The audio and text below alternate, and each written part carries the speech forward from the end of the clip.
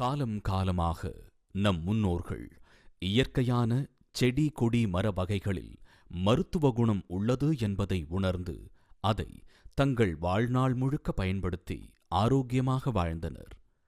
அந்த எளிய முறை கை வைத்திய முறையை பாட்டி வைத்தியம் என்ற பெயரில் மீண்டும் உங்கள் பார்வைக்காக. ஆயி மகமாயி அங்காள ஈஸ்வரியே, ஆயிரங்கண் உள்ளவளே, காக்க வேணும் நல்லாத்தா. நோவு நொடி இல்லாம 100 வருஷம் வாழ நீதாருள வேணும், மக்கள் எல்லாம் காக்க வேணும். தாயி மகமாயி எல்லாரையும் நல்லா வெயிடி, நோவத்த வாழ்வு குறவத்த செல்வம்னு சொன்னாங்க. எங்க நோவு தான் வராம இருக்கா, இல்ல வைத்தியனுக்கு தான் துட்டு கொடுக்காம இருக்கமா? ஏதோ என்ன மாதிரி பழைய கட்டைகள்லாம் கை வைத்தியத்தை பிடிச்சுக்கிட்டு தான் இன்னும் இருந்துகிட்டு இருக்கோம். மூத்தோர் சொல் வார்த்தை அமிர்தம் அப்படிம்பாங்க. எனக்கு மூத்தவங்க சொன்னதெல்லாம் நான் எல்லாருக்கும் சொல்லிட்டு இருக்கேன். கேட்கறவங்க கேட்கறாங்க, கேட்காதவங்கள விட்டுருவோம். இப்படியே காலம் போய்கிட்டு இருக்கு. இன்னைக்கு காலையில விடியல்ல வாச தெளிச்சு கோலம் போட்டுக்கிட்டு இருந்தேன். அப்படியே நிழல் ஆடிச்சு. யாருடான்னு பார்த்தா மாயாண்டி பைய வந்து போனிக்கிட்டு நிக்கிறேன். என்ன பாண்டேன், வாழ்வு பிடிச்சுக்குச்சுன்னா. அடே, அது வாழ்வு பிடிக்கல, வாயு பிடிப்பா இருக்கும், வாழைக்காய தின்னுருப்ப அப்படின்னு அவனை உட்கார வச்சுட்டு கொஞ்சம் சுக்கு காப்பி போட்டு கொடுத்தேன். நாளைக்கும் வா போட்டு தரேன், எல்லாம் சரியா போயிடும்னு சொன்னேன். சுக்கு காப்பி என்ன பெரிய கம்ப சூத்திரமா? ஒன்றும் இல்லை. தா இம்புட்டு மல்லி, அதான் தனியா, அப்புறம் இம்புட்டு மிளகு. உங்களுக்கு காலனா தெரியுமா? தெரியாது. நாலனா தெரியுமா? 25 பைசா. 4 25 பைசாவை வச்ச அளவுல ஒரு சுக்கு, இம்புட்டு சீரகம், இம்புட்டு ஓமம்.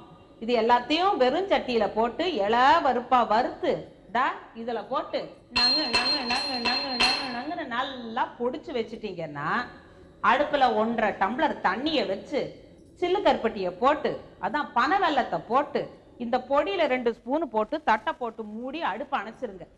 கொஞ்ச நேரத்தை நல்லா இருத்து அதுல இம்புட்டு பாலை ஊத்தி குடிச்சிங்கன்னா வாழ்வாவது பிடிப்பாவது. இல்லாட்டி என்னால இந்த வயசுல குனிஞ்சு கோலம் போட முடியுமா? நாளைக்கு மாயாண்டி வருவேன், அதுக்குள்ள நான் 3 வாட்டி காப்பி குடிச்சிருவேன்ல.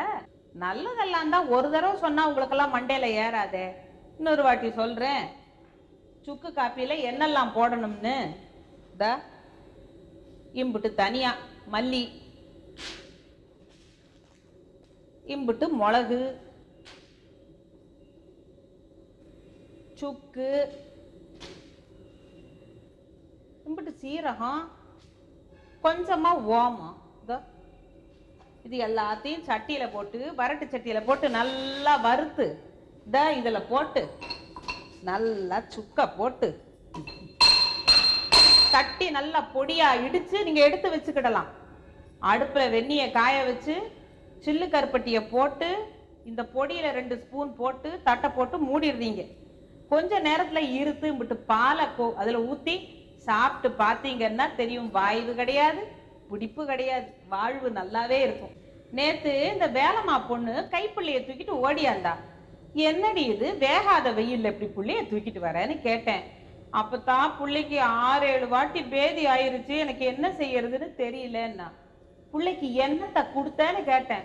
ஒண்ணுமே கொடுக்கலையாம். அடி பாவி, தண்ணி சத்து இல்லாம புள்ள காஞ்சு போயிரும்ல, முதல்ல நீ என்ன தரணும் தெரியுமான்னு சொன்னேன். இதுக்கு மூத்தவங்க ஒரு பாட்டே வச்சிருக்கிறாங்க. பேதி கண்ட புள்ளைக்கு தண்ணி சத்து காயாம உப்பு 1 சிட்டிகை, அரை கைப்பிடி சர்க்கரை காய்ச்சின தண்ணியில கலந்து தர வேணுமே. நல்லா விளங்குதான்னு கேட்டேன். இம்புட்டு உப்பு 1 சிட்டிகை உப்பு, இம்புட்டு சர்க்கரைய நல்லா காய்ச்சி ஆறின தண்ணியில போட்டு நல்லா கலக்கி பிள்ளைக்கு கொடுத்துட்டா அந்த தண்ணி சத்து காயாம புள்ள பொழைச்சுக்கிடும். அப்புறமா ஆரோட்டு கஞ்சி கொடுத்துக்கலாம், தண்ணியா பாலை கொடுத்துக்கலாம்.